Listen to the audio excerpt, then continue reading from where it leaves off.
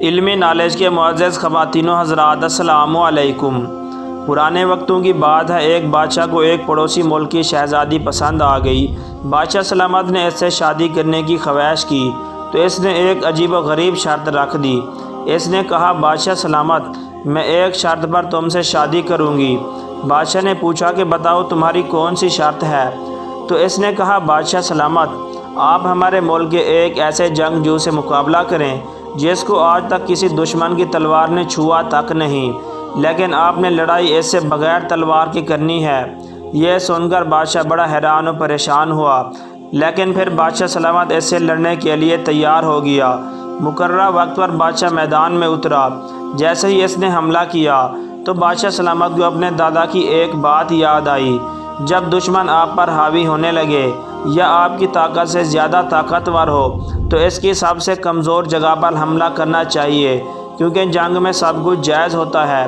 اور یہ سوچتے ہیں، بادشاہ اپنے عقل کا استعمال کرتے ہوئے اس کی آنکھوں میں اپنی 2 انگلیاں گھسا دی اور وہ جنگجو اندھا ہو گیا۔ پھر اس کے ساتھ لڑنے میں بڑی آسانی ہو گئی اور بادشاہ سلامت نے چند ہی لمحوں میں اس کی تلوار سے اس کی گردن کاٹ کے رکھ دی۔ بادشاہ کی بہادری کو دیکھ کر شہزادی بادشاہ سلامت سے شادی کرنے کے لیے تیار ہو گئی۔ بادشاہ ملکہ کو اپنے محل میں لے آیا، لیکن چند ماہ بعد بادشاہ نے شاہی حکیم کو کہا، ملکہ مجھ میں اتنا زیادہ دلچسپی نہیں رکھتی۔ تو بادشاہ کے عقل مند حکیم نے کہا، بادشاہ سلامت، آپ کی شریک حیات آپ میں دلچسپی لینا کم کر دے تو سمجھ جانا چاہیے کہ اس نے کوئی غلط رستہ اختیار کر لیا ہے۔ یہ سن کر بادشاہ بڑا پریشان ہوا، کیونکہ وہ ملکہ سے بہت زیادہ محبت کرتا تھا۔ پھر اس شاہی حکیم نے کہا، بادشاہ سلامت، آپ پریشان نہ ہوں، میں آپ کو معلوم کر کے دوں گا کہ ملکہ کی آپ میں عدم دلچسپی کی وجہ کیا ہے۔ تو بادشاہ اپنے حکیم سے بڑا خوش ہوا۔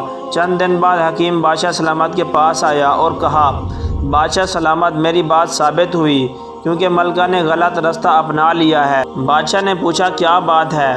تو اس نے کہا، بادشاہ سلامت، ملکہ ہمارے فتح کیے ہوئے قلعے کے خفیہ راستے میں موجود ایک بت سے شہوت پوری کرتی ہے، کیونکہ وہ بت انسان کی ننگی حالت میں بنایا گیا ہے اور اس کے ساتھ جو نفس جڑا ہوا ہے وہ گھوڑے کے نفس کے چمڑے کا ہے، اور ملکہ اس بت کے ساتھ مباشرت کر کے اپنی پیاس بجھاتی ہے۔ یہ سن کر بادشاہ بڑے غصے میں آ گیا اور حکیم کو کہا، تم نے ملکہ پر الزام لگایا ہے، تمہیں اپنی بات سچ ثابت کرنی ہوگی۔ تو حکیم نے کہا، بادشاہ سلامت، آپ میری ایک ترکیب پر عمل کریں، آپ خود ہی ملکہ کو رنگے ہاتھوں پکڑ لیں گے۔ بادشاہ نے کہا، تم اپنی ترکیب بتاؤ۔